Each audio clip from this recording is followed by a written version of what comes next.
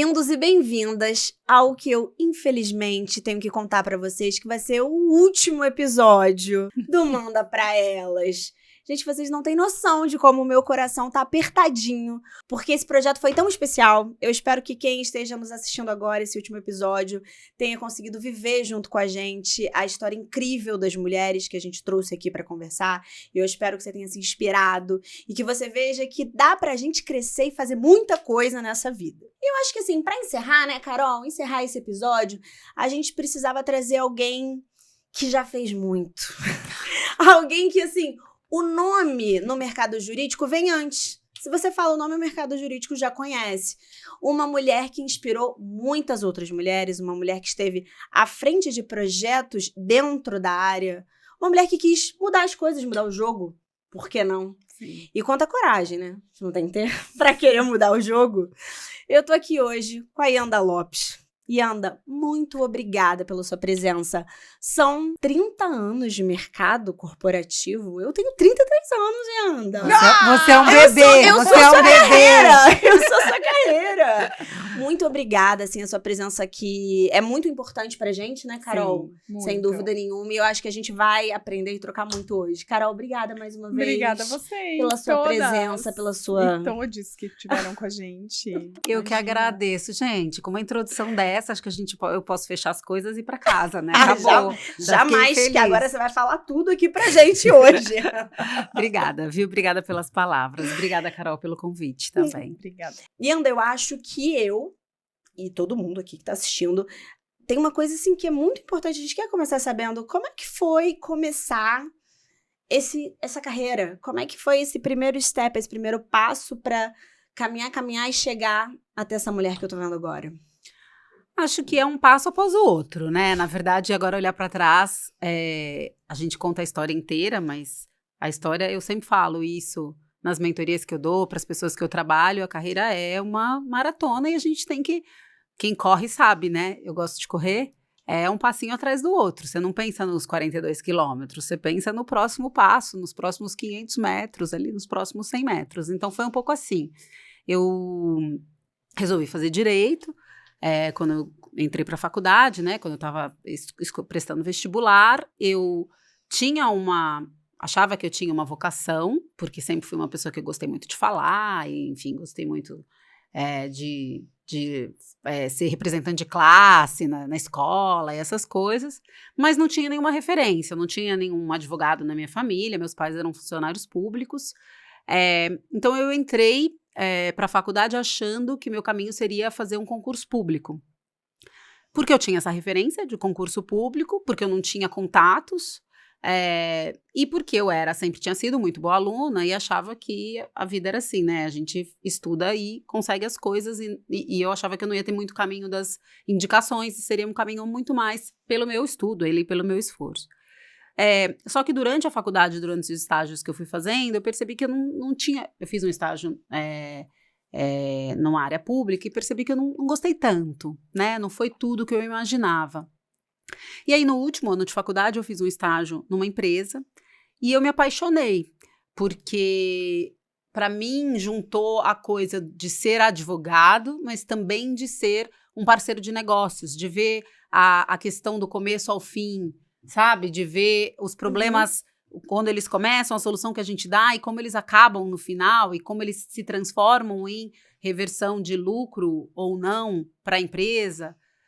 E também gostei muito de trabalhar num ambiente, que é o ambiente empresarial, que é mais diverso no sentido de diversidade de profissões, de tipo de pessoas e tal. Então, não era um bando de advogados, nada contra os advogados, mas tinha a gente do marketing, a gente do financeiro, os engenheiros, então tinha uma gente diferente.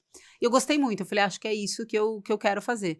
E logo depois que eu me formei, eu já fui trabalhar numa primeira empresa, eu participei de 2 processos seletivos, um para um grande escritório e um para uma empresa. A vaga para a empresa era até uma vaga de temporária, era para cobrir alguém, mas eu falei, eu quero tanto a empresa que eu acho que eu vou arriscar.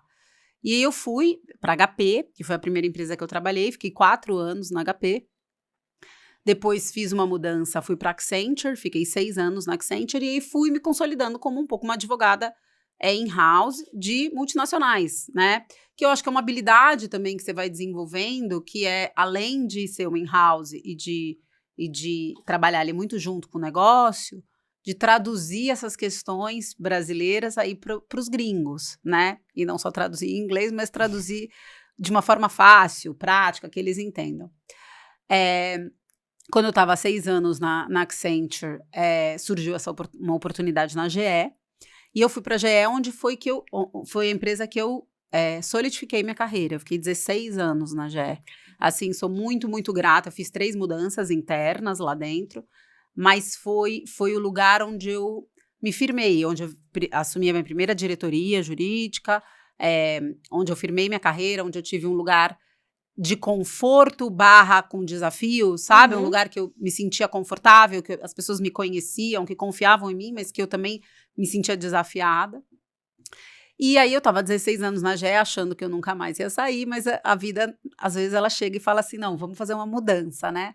E aí, há 1 ano e meio atrás, eu fiz uma mudança e fui para Uber, que foi uma mudança grande, porque foi uma mudança de indústria, né? Eu saí de uma empresa que era basicamente industrial, como a GE, e fui para uma empresa de tecnologia, mas achei que era um momento de vida e de carreira que fazia um sentido fazer uma mudança nesse nível. E tô há 1 ano e meio lá na Uber. Então foi passo a passo. As pessoas falam, você já sabia onde você queria chegar? Cara, eu não tinha a menor ideia. A verdade é essa, eu não tinha a menor ideia. Eu tinha a ideia de que eu queria fazer uma carreira decente, que eu queria... E eu sempre falo isso, né? Eu acho que o mais importante de carreira não é muito onde você quer chegar. Tem gente que é super planejada e sabe exatamente quando quer chegar, onde quer chegar, quanto quer ganhar, que cargos quer ter. Eu nunca fui assim, mas eu sempre tive a clareza de que o que eu queria era estar sempre me sentindo desafiada, aprendendo, com uma história para contar, sabe? Eu falo isso pro meu time, falo isso para as pessoas que eu dou mentoria, que é muito importante você se fazer o exercício de falar assim, o que eu tô aprendendo? O que eu fiz de legal esse ano? O que eu fiz de legal? Então, porque se você passa por uma reestruturação na sua empresa e você é mandado embora, e ninguém tá livre disso, o que você tem que ter? Você tem que ter uma história para contar na sua próxima entrevista de emprego. O que você fez? E não é o cargo que você teve, não é o título que você teve, não é quanto você ganhava, o que você fez? Qual foi a sua contribuição? O que você adicionou nessa posição que você ocupou? Então, isso foi uma coisa que eu sempre busquei. E acho que fui muito feliz nas escolhas que eu fui fazendo ao longo do caminho, de movimentos dentro da carreira. Então, acho que a combinação é essa, assim. Não tem mágica. Engraçado você falando isso, porque eu gravei também essa semana, e aí me fizeram uma pergunta que se assemelha em algum nível com o que você falou, que era... como você faz para ser tão produtiva? O que você acha que é o segredo da produtividade, né? Digamos assim, se houvesse um grande segredo.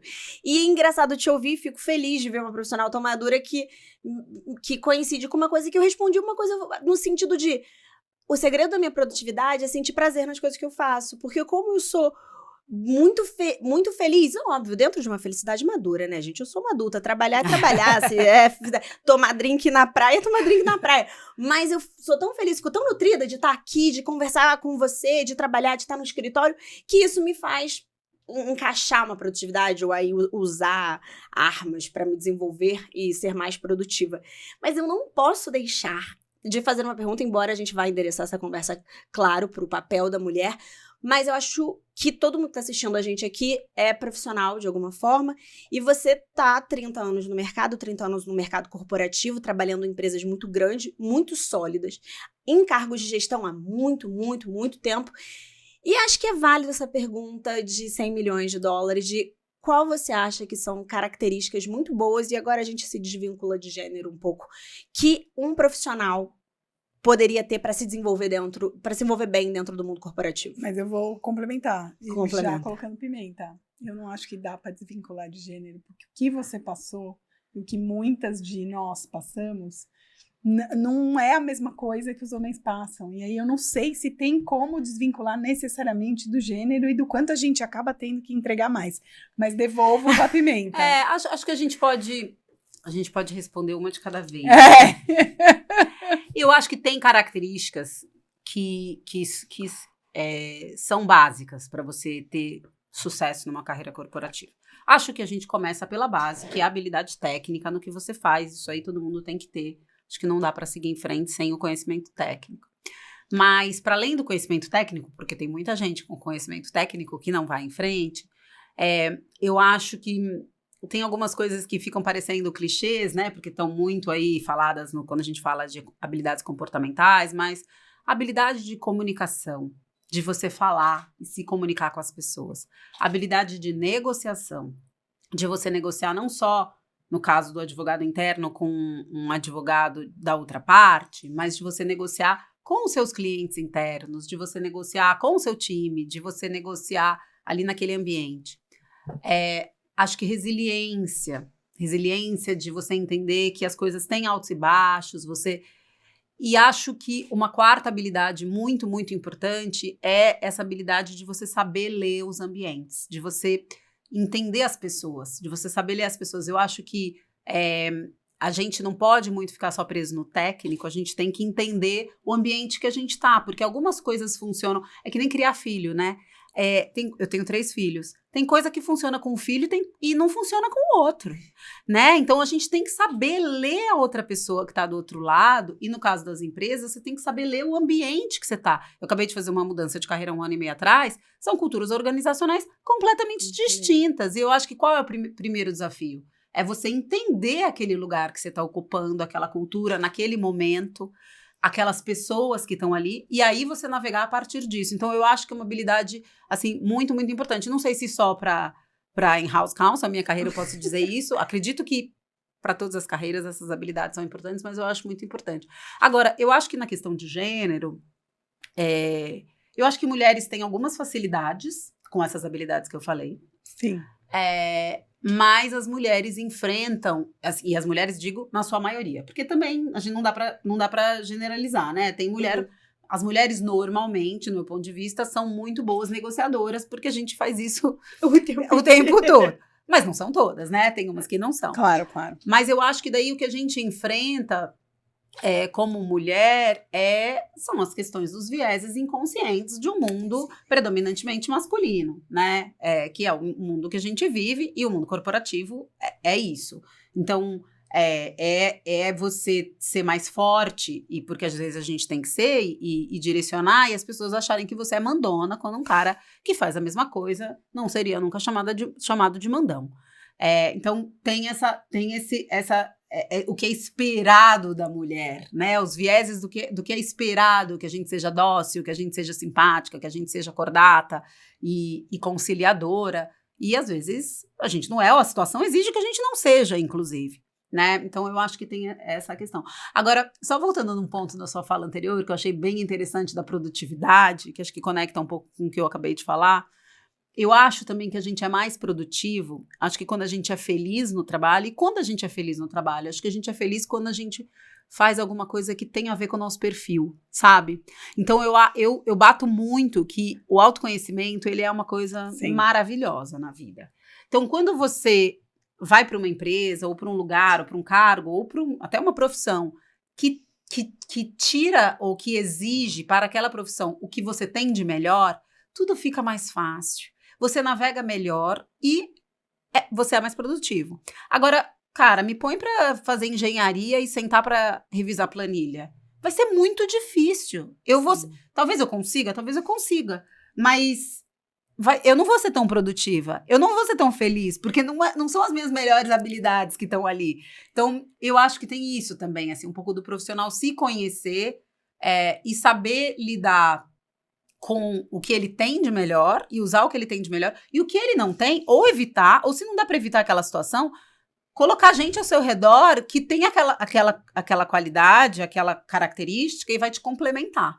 Eu concordo integralmente com você. Engraçado, parece que eu posso mostrar o áudio no WhatsApp, que eu tava conversando com uma amiga minha, Gabriela, quando estiver me ouvindo ela vai saber, sobre isso, sobre essa questão de você, que é um privilégio, mas aí a gente usou esse recorte, que como é privilegiado, e aí privilégio no sentido amplo e estrito, quando você consegue pegar as suas características pessoais e conseguir construir a sua carreira de forma com que isso caminhe junto. Mas não é todo mundo que consegue fazer isso por uma série de razões. Muitas vezes a vida te impõe uma situação e dela você não pode sair. Eu dei como exemplo nesse momento, aí não tem absolutamente nada a ver. O meu cunhado, ele era advogado, ele trabalhava no escritório, trabalhou numa empresa, Mas a profissão do advogado não era uma coisa que completava ele, embora ele fosse muito bom tecnicamente, as características não faziam com que ele se sentisse completo e feliz. Aí ele foi, virou empresário, seguiu os negócios da família, abriu um negócio próprio, mas isso foi um privilégio. Porque, infelizmente, não é todo mundo que consegue fazer esse tipo de desenho, assim. Mas eu concordo integralmente, assim, integralmente. Você tem toda a razão, mas eu acho importante sempre falar isso, especialmente para quem está em começo de carreira. Ainda está em tempo de direcionar. Então, faz uma reflexão de quais são as suas características e tenta direcionar um pouco sua carreira para tomar o melhor delas, entendeu? Aí a professora também vai vir. Eu acho que sempre tem tempo. Eu já mudei de carreira, gente, assim, várias vezes. Primeiro porque eu era penalista, criminalista quando eu me formei, aí eu fui para bancário. Mas tem uma questão de privilégio. Não sei o quê. Tem. Mas calma, a gente vai abordar isso. Aí você vai para uma dimensão, putz, vou mudar de novo para X cenário, bancário, não sei o que, tá. Aí passa um tempo, cara, não tô feliz, não quero, não sei o que eu vou fazer. Mas o que eu trago de especial pro mundo? É claro que é o privilégio que me viabilizou largar a mão da situação confortável que eu tinha, dar 20 passos atrás, parar de trabalhar quando as minhas filhas nasceram em 2017, quase um ano, eu tinha feito um investimento, como diz uma amiga minha, você não gastou dinheiro, você investiu para ficar sem trabalhar durante um tempo. Mas tem essa reflexão de, o que eu trago de especial para o mundo? Qual é o lugar onde eu tenho flow? E que, às vezes, acho que na dimensão de não conseguir se conectar consigo mesmo, com a sua própria essência, da gente ficar imerso no barulho, é muito difícil para as pessoas também entenderem que cada um tem uma coisa muito especial e insubstituível. E que é por ali que você tem que ir. Mas é claro que é o privilégio, gente, que te viabiliza. Quando você tá pagando subsistência, e existência... Tipo, você, esse o seu privilégio. Você tem garra. Você tem um emprego. Você tem um emprego, você paga seu aluguel, seu carro. Você paga. Com sorte, isso. Né? Você faz com isso. certeza. E é por isso que eu acho que a gente tá nesse movimento de dar visibilidade também para as camadas de violência, envolvendo racismo, envolvendo classismo, envolvendo misoginia. Porque, infelizmente, isso tá num cenário que não muda, a gente patina. E aí eu queria te ouvir. Como foi a ideia brilhante, maravilhosa e majestosa de 15 anos atrás, ou mais, acho que agora já 17, fundar o Jurídico de Saias? Você e a Josi, um belo dia, estavam aonde quando essa ideia surgiu? Isso aqui é uma história linda, né? Tipo, a gente tava... Não foi só eu e a Josi. A Josi Jardim, para quem não conhece, Josi Jardim é a diretora jurídica da Amazon. Ela foi... a fundadora, né, uma das fundadoras do Jurídico de Saias, que tem 17 anos já. O Jurídico de Saias foi assim, a Josi começou a encontrar, a gente tinha um grupo já de advogadas, a gente era amiga há muito tempo, umas outras 3 que eram bastante amigas, e a Josi foi numa reunião na Amchan, encontrou mais umas outras pessoas, e falou assim, gente, mas outras mulheres advogadas, e aí ela voltou pro escritório e falou assim, cara, mandou um e-mail para essa 11 pessoas, na verdade ela mais 10, eu incluída outras 9 pessoas, falando, poxa, vamos começar um grupo, um coletivo, para a gente falar da carreira da mulher, porque ela viu aquele dia na Amchan, acho que na reunião, algumas mulheres advogadas, diretoras jurídicas ali, ela também, e num mundo que tinha muito mais homens na mesma reunião. E aí a gente começou. Então foi simples assim, não teve nada de fantástico, mas...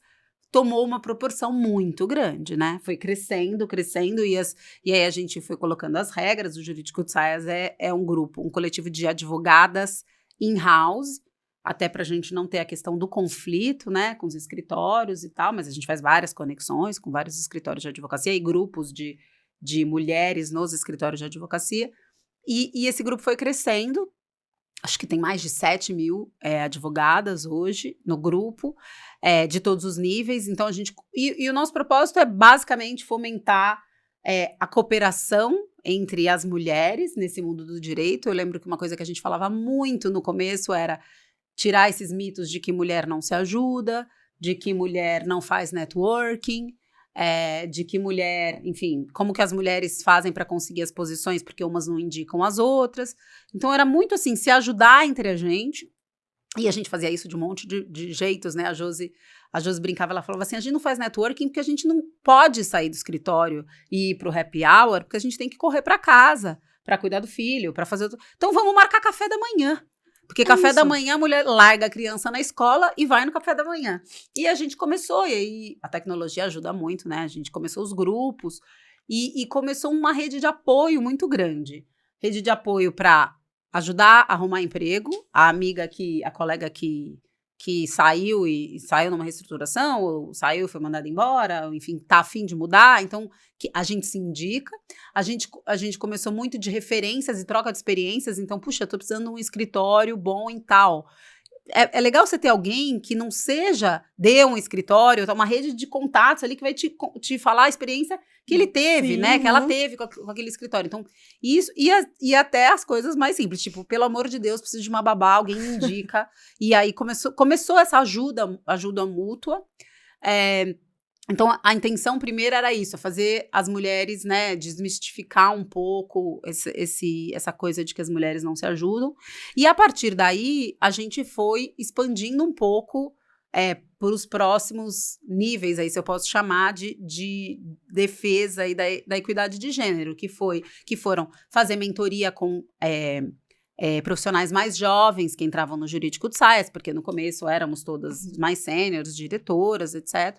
Então, fazer mentoria com profissionais mais jovens. A gente começou há 5 anos atrás, quando eu comecei, daqui a pouco eu conto um pouco mais, mas eu comecei um projeto de mentoria para alunas pretas de direito, porque a gente começou a ver que no jurídico de saias a gente não tinha uma representatividade de mulheres negras.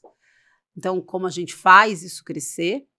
Foi uma coisa que eu vi, eu falei assim, gente, só tem eu aqui, né? Só tem eu e mais contamos nos dedos de uma mão.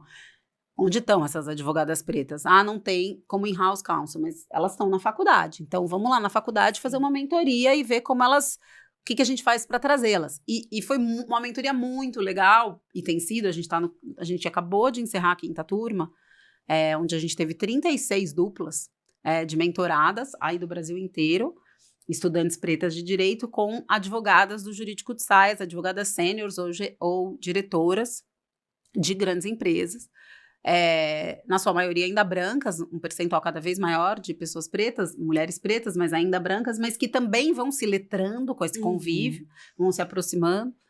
E ultimamente a gente tem trabalhado um pouco mais em advocacy de algumas causas, então a gente se engajou muito na causa de uma ministra negra para o STF, a gente se engajou bastante na causa da licença paternidade, então a gente tem olhado um pouquinho para causas um pouco, assim, além, né, de advocacia para a população geral. E na causa de elevar a barra dos escritórios de advocacia, porque vocês apoiaram o nosso guia do ano passado. Isso é uma coisa que a gente sempre fez, a gente apoiou o guia de vocês, que é muito bacana, e eu acho que é uma iniciativa estruturada, mas a gente sempre fez isso, antes até, de uma forma não muito estruturada. A gente fazia a chatice de ver eventos nos escritórios e ver que só tinha homem e dar uma ligadinha pro sócio e falar assim, não tem uma mulher aí nesse escritório? Ou entrar numa reunião e aí a advogada que trabalhou no caso e que você conhece era uma advogada mulher que tá ali ralando no caso, você conhece. Aí você chega na reunião com o CEO, só vem o sócio homem. E nem traz a menina, entendeu? A gente fala, mas cadê a fulana, né? Por que ela não veio? Na chance dela de se expor, na chance dela de expor o trabalho. Então, a gente sempre fez isso no miudinho, mas o guia de vocês realmente foi muito bacana. E a gente tem falado muito isso para os escritórios. Eu acho que quando a gente fala de equidade de gênero nos escritórios, a minha leitura que eu tenho hoje a gente não tem um problema na base das pirâmides nos escritórios de equidade de gênero, até porque saem da faculdade de direito 52%, eu acho, de mulheres que se formam. Mas a gente ainda tem um problema significativo de progressão de carreira dessas mulheres. E a gente fala muito sobre isso, no sentido de puxar os escritórios para... A gente fala, a gente valoriza, e a gente é um grupo de grandes diretoras jurídicas de grandes empresas mulheres, e que está falando como cliente desses escritórios, eles também são obrigados a nos ouvir. Manda quem pode, obedece quem tem juízo.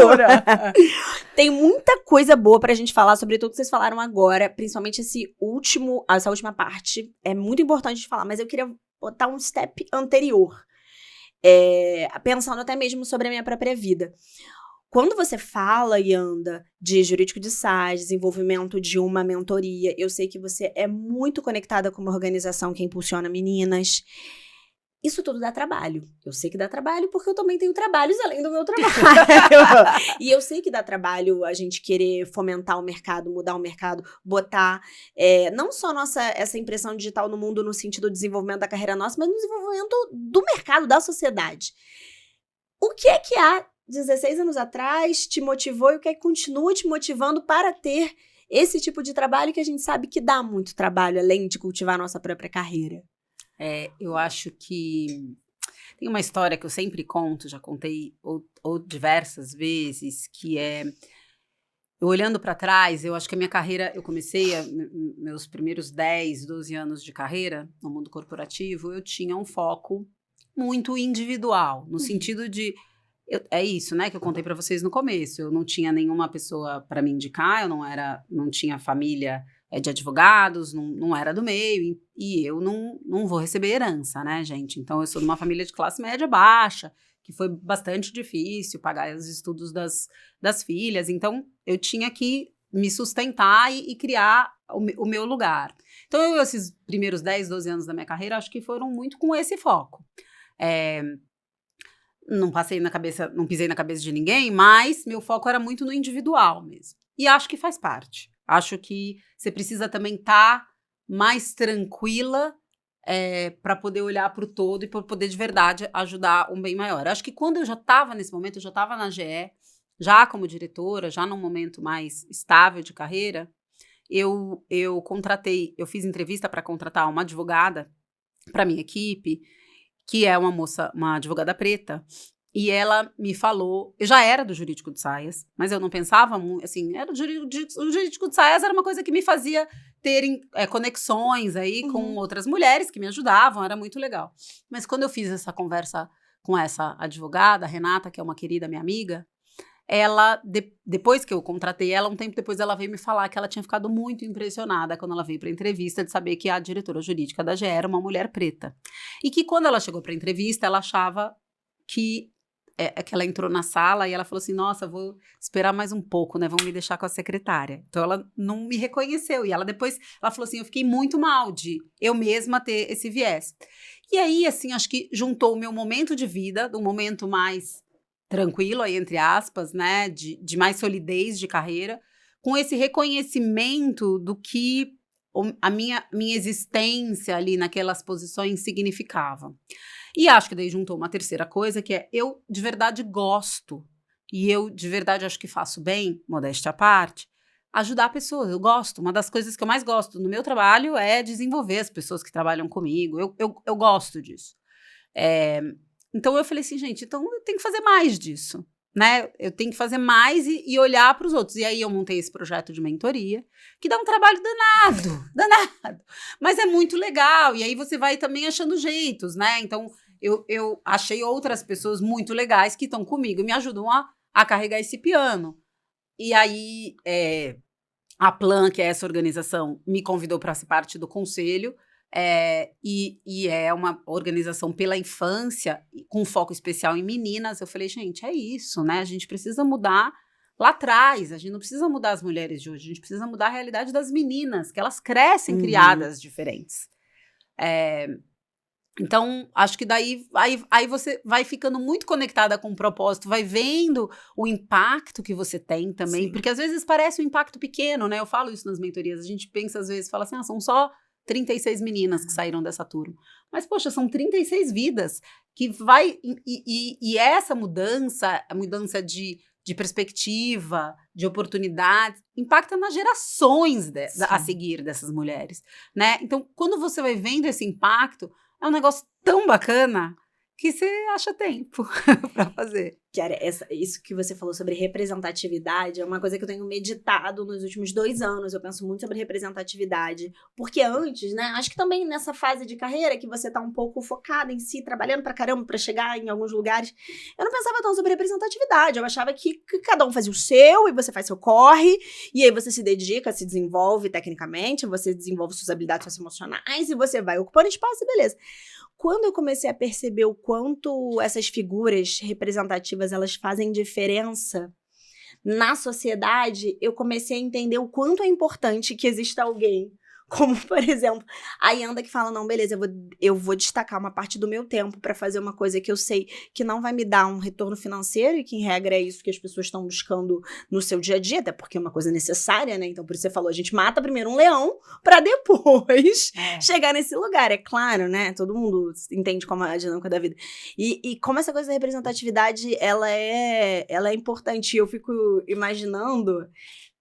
essa sua advogada, que agora é sua amiga Renata, imagina ela olhando e falando, cara, essa mulherão, diretora. Ainda bem que ela me falou isso, porque também se eu pensar na minha carreira, eu também tive esses modelos. É que a gente faz isso, às vezes, meio inconscientemente, né? Mas eu também me lembro disso, já falei isso muitas vezes pra ela, de ver a Josi, quando eu fui, ela era advogada na empresa que eu fui estagiária dela.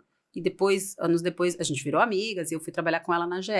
E de ver ela, e ela é uma mulher branca e tal, mas assim, temos muitas semelhanças. Até de estilo. E eu olhar pra ela e falar assim, que legal. Porque, tá vendo? Tem um espaço. No fundo é assim. Ela tem um estilo mais despojado, tipo o meu. Ela fala palavrão de vez em quando. Aí eu falo assim, então eu posso ser assim. Eu posso ser assim e eu não tenho que me transformar na Patricinha, de cabelo alisado, meia calça aí, que fala baixo, que eu não sou, ou que me exigiria, assim, um esforço tremendo para ter sucesso. Então, na hora que você vê uma pessoa que, tipo, te reflete um pouco, né, é um espelho um pouco para você fala, poxa, acho que tem caminho. Então, acho que, por isso que representatividade também é bem importante, né? Não, com certeza, né, cara? E a gente conversou aqui com a Dione também, que exerce um papel de representatividade no universo jurídico. Adoro, Dione. Muito pesado, né? Acho que não tem nem outro termo, é uma coisa muito... Chega dá pra tatear, né? A representação. E ela falou uma coisa que eu achei interessante, eu queria saber a sua opinião. Ela falou que quando a gente tá falando de diversidade, ela diz que o debate da diversidade de gênero, ele vem primeiro e que o racial, e no caso dela, como mulher e mulher preta, ele vem atrás e ela se utiliza disso de forma estratégica, como ela pode, para conseguir ir angariando e conseguir debatendo as causas dela na sociedade. E eu entendo o que ela fala, não entendo assim, mas eu consigo entender o que ela tá dizendo, ela tá nessa linha de frente o tempo inteiro. E eu acho, não sei, uma pena, porque eu acho que não existe diversidade se você não fala de pluralidade, interseccionalidade. Como é que você vai falar de diversidade sem isso, né? E eu queria saber o que você acha disso? Você acha que o gênero tá ali um pouquinho na frente, e aí quando você fala de igualdade racial, ela tá um pouquinho atrás e uma camada... Alguém tem que abrir uma porta? O gênero tá anos-luz na frente, gente. A realidade é essa. Eu tive num evento que eu ouvi a moça do Pacto Global da ONU falando que a pirâmide, né, social e enfim, respeito aí na sociedade é assim. Primeiro tem os homens brancos, depois as mulheres brancas, e aí os homens negros, e por último, lá na rabeira, as mulheres negras. O que isso mostra? Isso mostra que a raça vem antes da questão de gênero. A mulher branca é mais respeitada, inclusive, que o homem negro. Então não é só gênero, é a raça. É a raça. Claro que quando você fala de mulheres negras, você põe dois recortes e a coisa, né, fica muito difícil, mas... A raça, ela vem assim, o gênero não importa, a raça é um fator mais determinante. Então, eu acho que sim, eu acho até que os números refletem isso, você vê, até no ambiente jurídico, você vê mulheres em várias altas posições, muito poucas pessoas pretas, sim, né? Não tô dizendo que a luta da equidade de gênero não é super ainda necessária, eu acho. Mas acho que tem uma camada a mais. E eu acho que você falou uma coisa que é verdade. Não dá para falar de feminismo se é um feminismo que engloba só uma parcela das mulheres, né? A gente tem que falar de um feminismo que engloba todas as mulheres, né? Se a gente está falando de direitos inclusive as que não engravidam, as que não têm, né, órgãos e genitais no seu nascimento. Inclusive as mulheres tradicionais. Exatamente. Que eu sou ligada a, enfim, um grupo de pesquisa do IDP de equidade de gênero, diversidade, eu, né, tenho ali meus pontos. Eu colaboro com muitos espaços, muitas pessoas. Então, às vezes, quando você é meio do coletivo, para não falar da suruba, às vezes dá um conflito, entendeu? Aí vem, não, mas aí não. Eu falo, gente, para. Eu falo, não. Há uma discordância, né? O próprio movimento discorda entre si. Falo, isso só nos separa, isso não constrói pontes, isso não avança uma dimensão de inclusão, equidade, de exigência, de integridade nesse espaço, porque, meu amigo, escritório de advocacia, vou contar pra vocês, é o lugar onde mais se viola direitos trabalhistas e que não tem preocupação séria com governança e integridade. Infelizmente. Eu concordo. Mas deixa eu posso contar uma coisa? Fala. Vou contar uma história que, para mim, assim, me exemplificou isso de uma forma muito, muito clara. Como a questão de gênero é assim, central. Tem uma pessoa na minha equipe que é um homem trans. Um querido, maravilhoso, um advogado espetacular. E ele me contou um dia. Ele tá na Uber há bastante tempo e ele fez a transição dentro da empresa. Então, ele foi contratado, ele ainda era uma mulher, né? E aí, ele fez a transição de gênero. Ele me falou que ele tem clareza de que quando ele era uma mulher, e ele se vestia como uma mulher, enfim, ele sempre foi um homem, né? Mas, assim, quando ele se apresentava como uma mulher para o mundo, ele era menos ouvido nas reuniões do que ele é agora. Ele falou, Yanda, isso assim, para mim é óbvio, eu sou muito mais ouvido e mais respeitado nas reuniões, agora que eu sou homem e tenho uma barba, enfim, me visto como homem e tal. Então, é muito significativo isso, não é? Isso é muito significativo. Muito significativo. Acho que é a frase mais significativa que eu ouvi na minha semana, assim, Outro como isso é dia, num debate, né, num espaço que supostamente é do diálogo, do coletivo e tal, que não era um debate, eu trouxe um ponto sensível, mas ligado à diversidade, justamente. Cara, mas aí eu vi 3 homens numa atitude me atacando, e eu elegante, rainha da Inglaterra, eu sei a rainha do lixo, sei ser a rainha do lixo se precisar, mas ali eu tava a rainha da Inglaterra. Mas se fosse uma mulher fazendo o que eles estavam fazendo, ia ser as histéricas, olha aquelas histéricas e não sei o que e tal, que é claro ali naquela situação que, cara, por que você tá assumindo essa postura, por que você tá fazendo isso, mas é tolerado. Mas você pode contar pra gente qual que era o argumento em questão? Assim, eu não posso, mas eu posso dizer que, na verdade, eu levantei a bola sobre a curiosidade e a dimensão de entender um pouco algumas coisas que têm acontecido no âmbito de prevenção e gestão de conflitos, que, infelizmente, se propõem a olhar para conflito, mas em detrimento de equidade de gênero, em detrimento de respeitar direitos das mulheres, em detrimento de considerar peculiaridades da questão feminina. Por quê? Porque não tem mulher sentada na mesa decidindo, porque não tem mulher participando. Eu acho assim, uma coisa que a gente acabou indiretamente falando aqui, e diretamente também, porque a gente citou o jurídico de sais, e a gente falou isso em todas as entrevistas, e é muito claro, que é como essa questão da sororidade, do networking feminino, ele acaba sendo central no nosso desenvolvimento, não só profissional, mas nos espaços que a gente ocupa na sociedade. Porque uma mulher só não é tão ouvida dentro de uma reunião, digamos assim, de tomada de decisão, em que você tem uma alta liderança, porque você tem um pacto intrínseco social que os homens vão falou, bacana, né? Mas então, o que você acha dessa questão? Eu acho que quando as mulheres, elas se unem e elas se conectam, e por isso que movimentos como Jurídico de Sais são tão importantes, e programas como esse manda para elas, que não só fortalecem a mulher, mas como também tem uma vontade de passar uma mensagem e agregar pessoas a esse movimento, eles são importantes, porque você modifica esse pacto social, né? Você tenta mudar a coisa de forma estrutural. Só que mudar a coisa de forma estrutural é muito difícil. É um trabalho pra anos. É muito difícil. E o que eu quero saber todas nós mulheres passamos por diversos momentos profissionais, e todas nós mulheres certamente tivemos uma liderança masculina na nossa vida, porque é o que falando, estatisticamente tá aí. Tem algum aspecto da liderança masculina, e se a gente puder falar assim, até de forma estereotipada nessa reprodução de gênero, que você não reproduziria, que você fala, cara, esse é o tipo de característica que eu vi muito e que eu não acho que seja uma coisa válida pra levar? Ou você acha que não existe isso, que não existe um pouco dessa diferença na forma de liderar, na forma de gerir? Olha, eu detesto trabalhar com esses estereótipos, porque eu tive vários líderes homens, muitos muito maravilhosos, outros péssimos. E eu já tive líderes mulheres péssimas também. Então, sim, né, essa é a realidade. Goes both ways. Mas eu acho que, em geral, quando eu vejo, não só de liderança, líderes que eu tive, mas que eu vejo, pares, enfim, vejo as lideranças de empresa, eu acho que, em geral, os homens têm uma questão de ego mais proeminente. Acho que tem até eu tenho 3 filhos homens, né? Deve ter a ver até com a testosterona, não sei, essa coisa de eu preciso fazer meu ponto e a palavra final precisa ser minha. E isso, muitas vezes, não é bom para o coletivo, né? Sim. Não é bom para a decisão coletiva. Essa coisa de você querer ser o mais importante, ou você querer que a palavra final seja sua.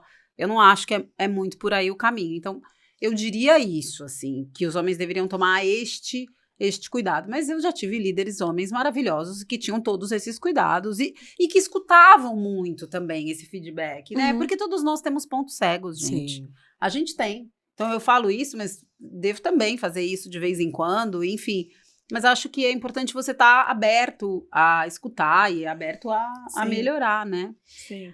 Uma oportunidade que não posso perder, mais uma vez, você tem uma carreira corporativa muito sólida e já transita em altos cargos há um tempo. Como é que é a aceitação, como é que era, porque você está aí há uns anos, como é que era a aceitação da mulher nesses cargos, em ambientes C-levels, em cargos de maior tomada de decisão dentro de empresas e empresas muito relevantes? E como é que era e como é que é? Tá mudando? Mudou alguma coisa? Ainda existe algum nível de resistência? Eu acho que melhorou. Assim, tá longe da perfeição, mas eu acho que melhorou bastante. Eu acho que há uns anos atrás você via muito mais uma expectativa de que a mulher se masculinizasse para estar ocupando aquele espaço. Ela até podia ocupar, mas ela tinha que ter um jeito um pouco masculino, né? E você via isso dos homens e você via isso das próprias mulheres, que às vezes falavam, não, mas tipo, você tem que se vestir assim, ou fala assim. Então tinha uma coisa um pouco mais, o código era vire um pouco um homem e se comporte como tal, e não fale sobre a sua família, muito menos sobre seus filhos, e sobre a sua vida familiar, e vista-se com sobriedade. Então tinha essa coisa, sabe? E que eu acho que hoje em dia melhorou muito. Não sei se é porque eu tô em tecnologia, que é uma coisa um pouco mais moderna, talvez tenham algumas indústrias que ainda sejam mais conservadoras nesse sentido, mas eu vejo até os escritórios de advocacia, que sempre foram muito conservadores, eu acho que melhores, né? No sentido de a mulher poder ser um pouco mais mulher mesmo, né?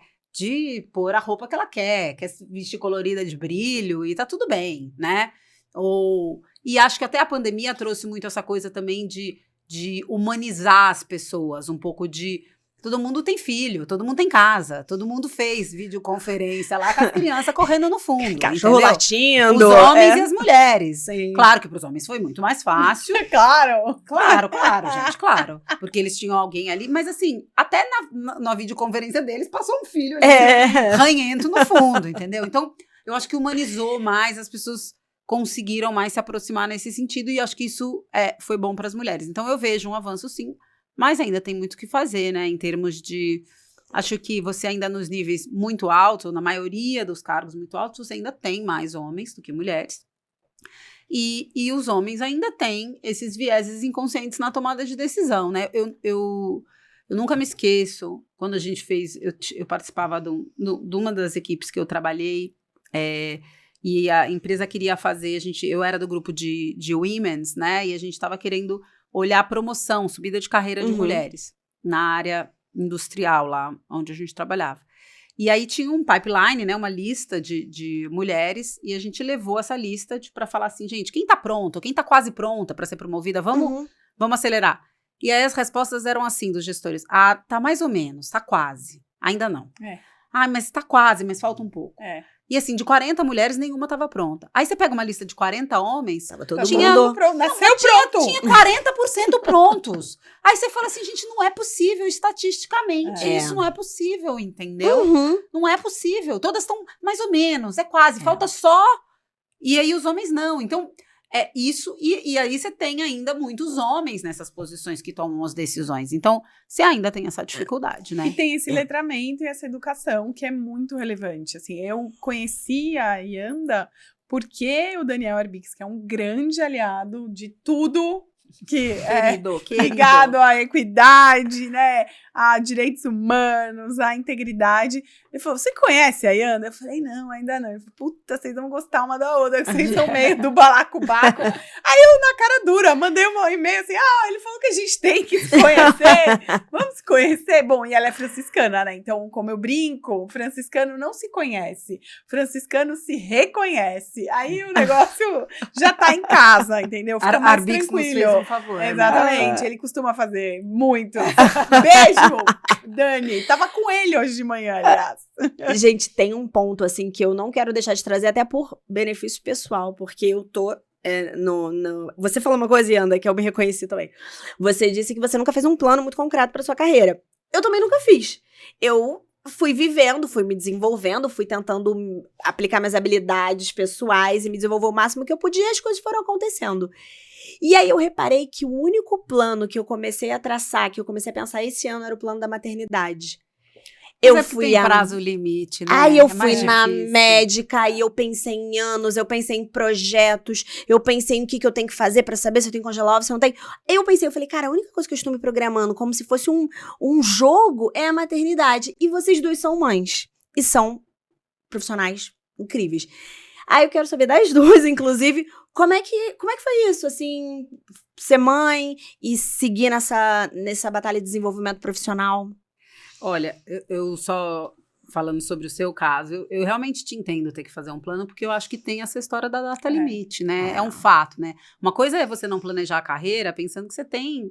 Cara, a gente vai trabalhar até os 60 anos, né? Você começa a trabalhar com 20, vai trabalhar no mínimo até os 60. Então, são 40 anos. Não precisa fazer grandes planos, nem dá pra fazer. Inclusive, se você fizer, provavelmente eles vão mudar ao longo do caminho. Mas a maternidade, você tem essa janela, né, pra mulher. Então, chega uma hora que você precisa falar assim, bom, eu quero agora? Não quero agora. Ou não sei se eu quero agora, mas então eu tenho que tomar algumas decisões. Eu totalmente te entendo. Acho que pra mim, foi muito... Eu queria agora, quando eu tive os meus primeiros filhos. Eu tinha muito essa clareza, assim. Eu queria muito ser mãe. E... Então, eu embarquei meio, tipo, vai ter que dar. Vamos ter que dar. Fazer caber. Vou fazer caber. Vou fazer caber porque eu quero. Eu também não podia parar de trabalhar, não dava pra abrir mão da minha carreira. Então, vamos fazer caber. E foi isso que eu fui fazendo, até eu decidi ter o terceiro filho, né? Mas aí já fui num lugar um pouco mais de conforto, de carreira um pouco mais estabilizada, que eu já tive meu terceiro filho com 40 anos. Então, daí já foi um pouco mais, tipo, tudo bem, dá. E eu já sabia que dava, né? Porque eu já tinha 2, mas foi um pouco assim. É fácil conciliar? Não é fácil. Mas dá, né? Dá quando você quer muito. E acho que as mães ganham tantas habilidades comportamentais, as empresas deveriam valorizar tanto as mães, porque assim, gente, o que a gente faz para criar os seres humanos é muito mais difícil do que ser diretora jurídica de uma empresa, muito mais. A gente teve uma convidada que falou isso.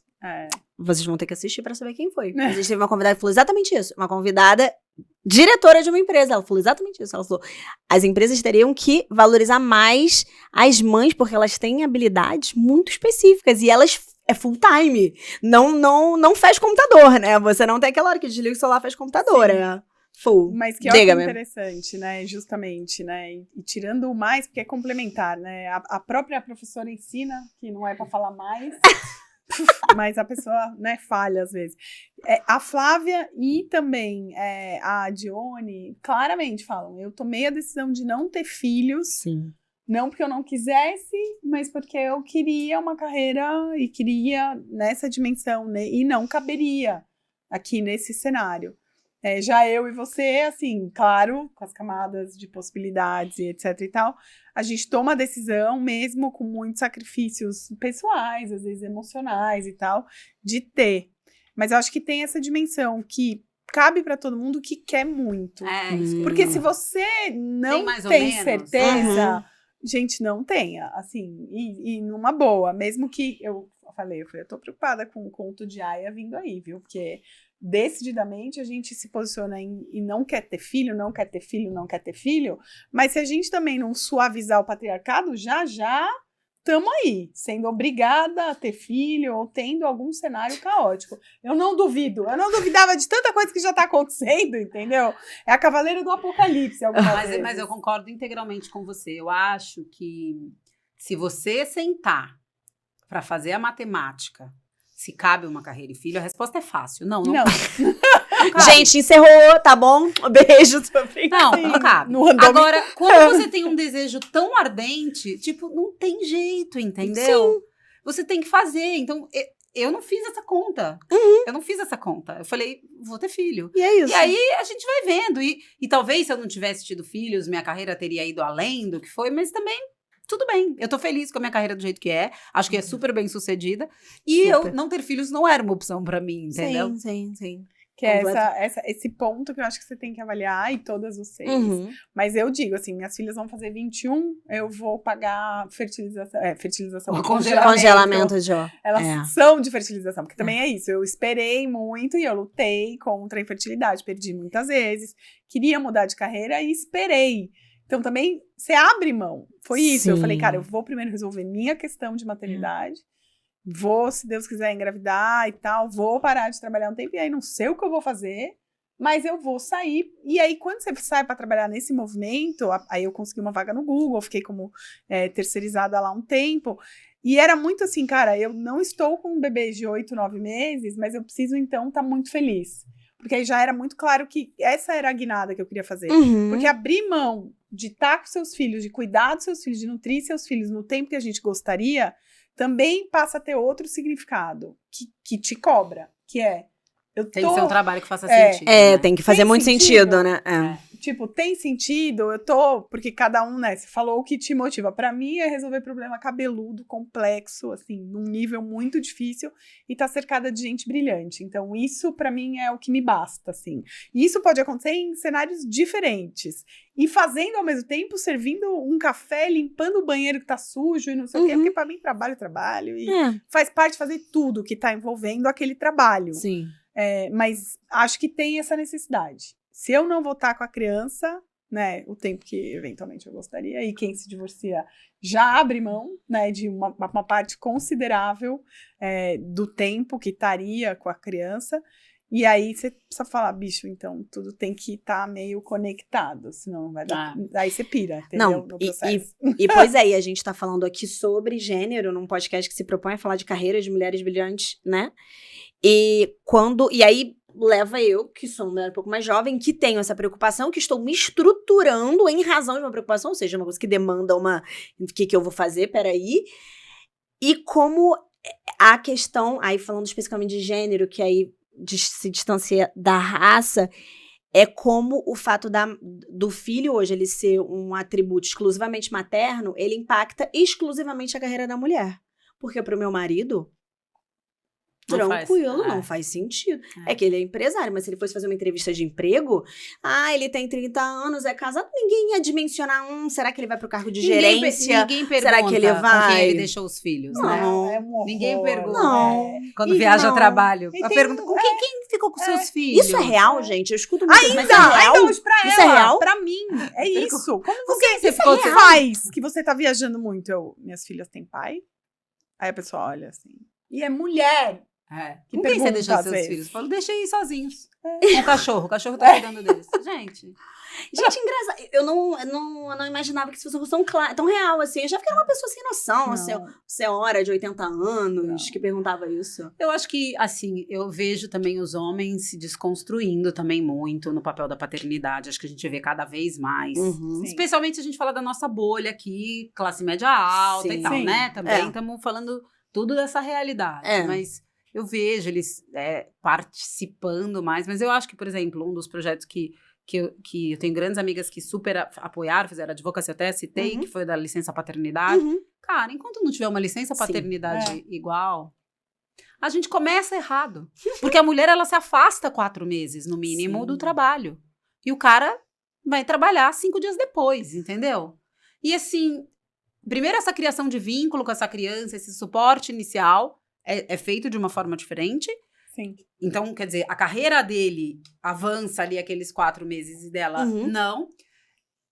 E é isso. Então, a empresa olha para essa mulher como alguém que vai ficar 4 meses fora. E se tiver outro filho, mais 4. Ou se a empresa aderiu 6 e mais 6.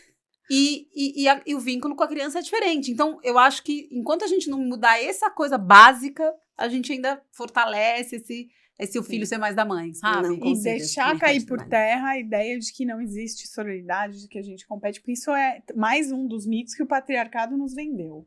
Eu decididamente acho que, cara, não é isso, tá provado que não é isso.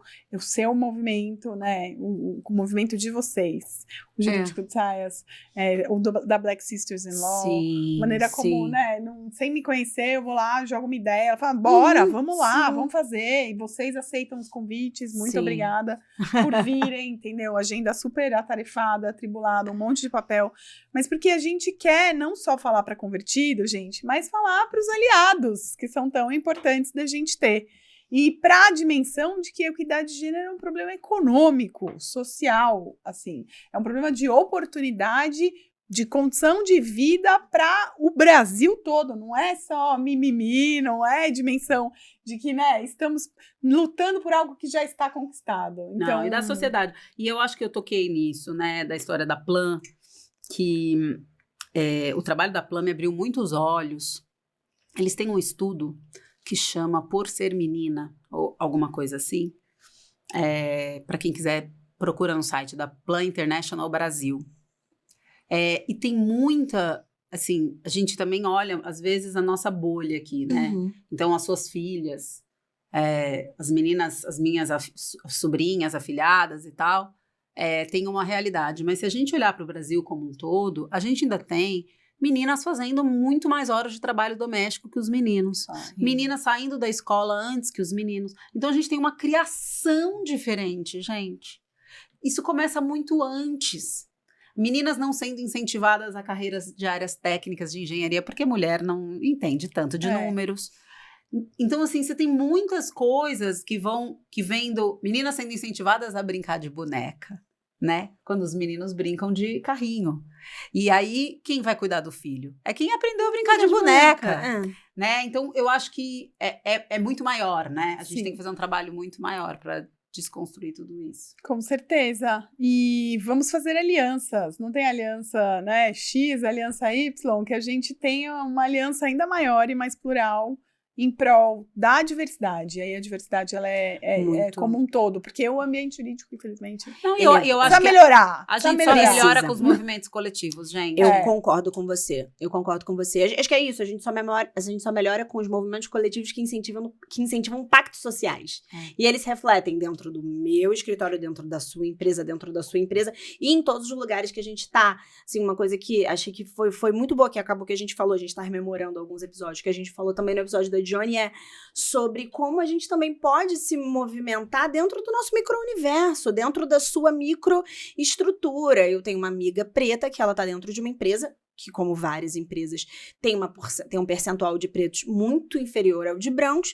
Não existe uma política nesse sentido. O que ela fez? Ela é gestora de uma área. Ela incentivou a contratação e hoje em dia ela contrata, dentro das características técnicas que ela precisa, óbvio, profissionais pretos. E ela utilizou o micro-universo dela para fazer alguma coisa. E você pode usar o seu e eu posso usar o meu. E a Ana já movimentou universos inteiros e muita gente, assim como a Carol. Mas eu acho que ainda quando a gente não consegue embarcar em algo que demanda tanto da gente, a gente também consegue claro. Fazer numa pequena decisão que você toma, numa pequena decisão do dia a dia, numa promoção de uma pessoa da sua equipe, numa contratação, num jeito que você trata alguém. Cara, é muito, né? É muito que a gente pode fazer. E na maneira de reconhecer que a gente é ignorante, todos nós. Porque todas essas camadas, gente, né? É muito letramento que a gente precisa. E temos muitos vieses, todos nós. Exatamente. Exatamente.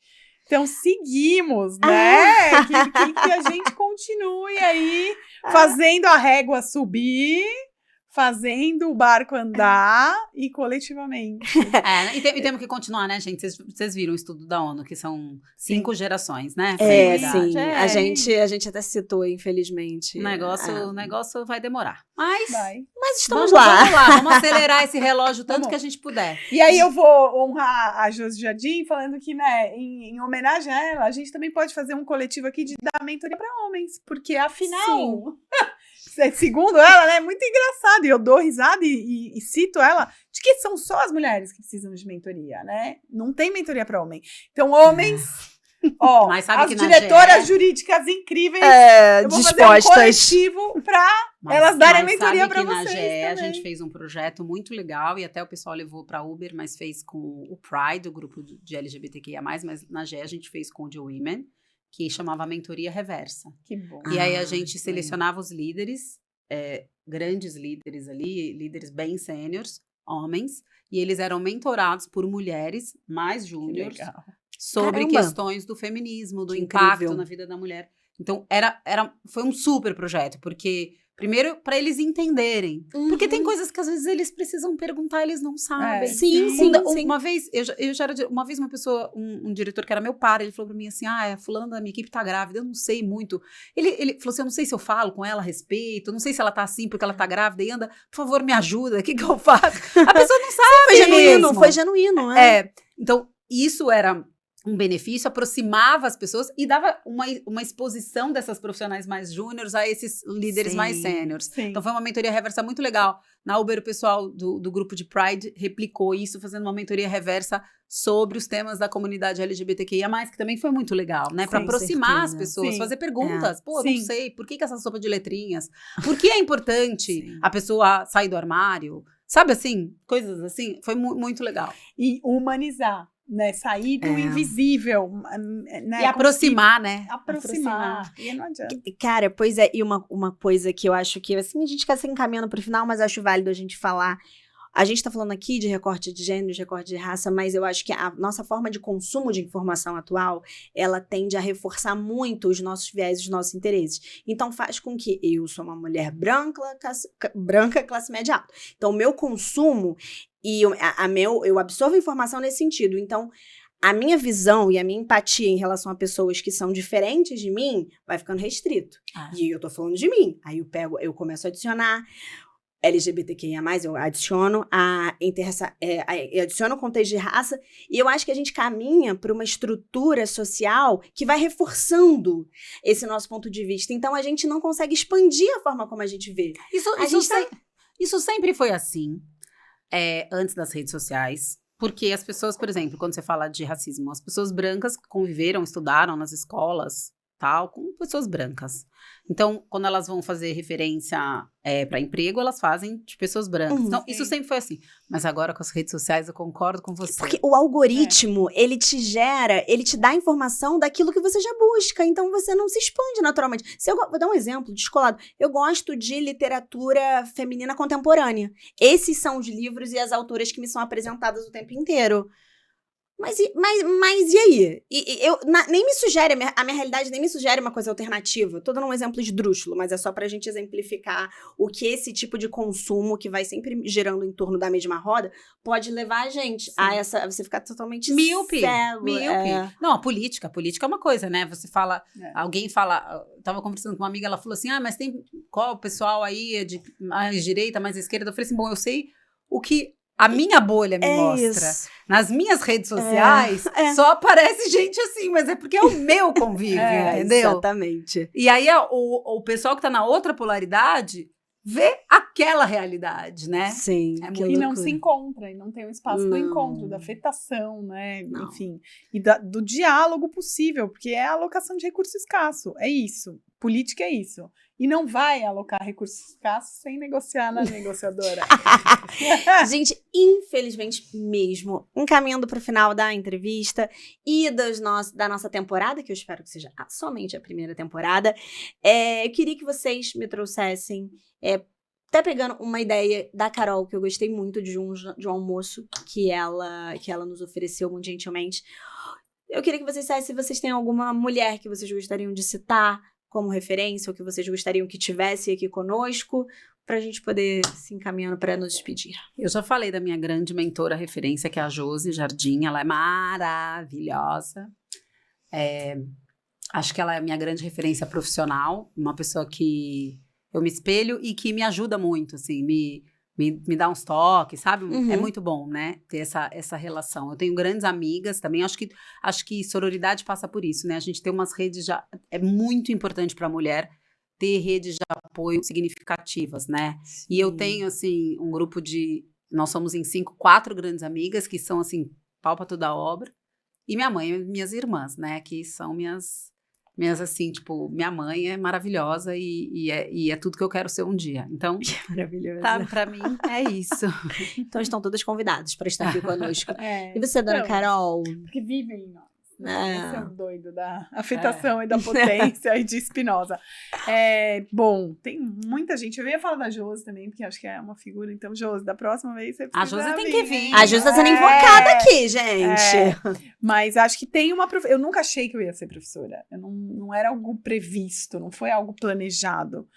Mas tinha e tem uma professora, a Eliette Andrade, que era professora, assim, de ciências sociais, enfim, e que super, né, uma das fundadoras do PT, e que me abriu no espaço que eu vivia também, porque meus pais me colocavam muito em contato com a realidade e não eram nem um pouco da dimensão classista, escrotinha, enfim. Então, eu não era uma criança encastelada, mas estava inserida num contexto encastelado. E ela abriu muito minha cabeça, assim, e eu amava as aulas dela, eu ia super bem, eu era meio a criança intelectualizada, que ficava ali babando na professora, e ela faz parte muito, assim, eu tenho certeza, inclusive de como eu ocupo espaço em sala de aula, das coisas que eu faço em sala de aula, então, Eliette, muito obrigada. E acho que tem uma dimensão também, eu diria, das minhas filhas, né, porque elas ensinam, né, e muito, assim, e ensinam loucamente, e ao mesmo tempo, quando você acha que você tá falhando, vem uma cartinha mostrando que não, vem uma fala que, né, te diz, cara, tá tudo bem, assim, bicho, você tá cumprindo sua função, e tá tudo bem, e elas te amam, e enfim, então acho que a Maria Gabriela também, nesse momento. Ai, gente... Eu já chorei algumas vezes esse programa, vou terminar plena aqui, gente. Além dessas mulheres maravilhosas, eu quero agradecer as mulheres que estiveram aqui conosco. Quero agradecer a Tatiana, quero agradecer a Flávia, quero agradecer a Dione, a Yanda maravilhosa que está encerrando. Quero agradecer a você que está assistindo, que aprendeu com a gente, que quer trocar com a gente. Falei anteriormente, somos todas pessoas muito abertas para trocar. Entendemos que, né, a vida é afetação e troca, então vamos trocar e vamos crescer juntos. Infelizmente, estou declarando encerrado essa primeira temporada do Manda Pra Elas. Eu espero que vocês tenham curtido tanto quanto eu e aprendido tanto quanto eu. Beijo, pessoal. Obrigada. Obrigada.